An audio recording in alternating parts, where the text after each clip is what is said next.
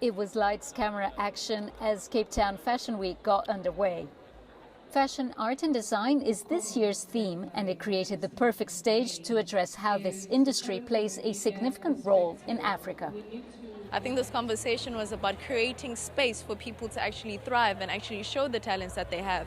Not only come to Africa to draw inspiration, but actually take the people who make the garments, who inspire you, and give them an opportunity to thrive on the international stage, and showing Africa the way that it needs to be seen from the voices and the people who come from it.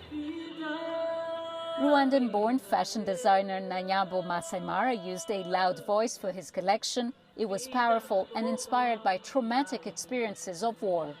So someone who grew up in places where there was no voice, there was no dreams, So, and also being a child of, of the war and all of it. And I felt it was very important for me to use the voice, to use the gifts that I have in a way of communicating and show that we have more than just the war, and try also to be the voice that we can allow people to stop. We need to celebrate our diversity more than making it a thing that separates us. African designers have come a long way over the last decade and are making their mark on the catwalk, but more needs to be done in this industry to break barriers and bridge economic gaps for the continent.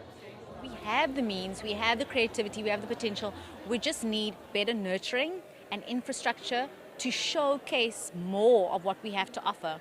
I think that if more time is spent investigating and really finding more talent, it can reach the market on a global scale. Africans remain underrepresented among the major global brands, but African fashion industry is working hard to change the narrative. I think now there's a shift towards and a spotlight toward Africa. The world wants to see what are we doing, what are our creatives doing, and we're seeing a lot of our creatives making big names for themselves internationally. So we are on the road to actually focusing more on Africa, which is quite amazing. I mean, we look to the West for inspo just as they look to us, but I think we are on the road to greatness.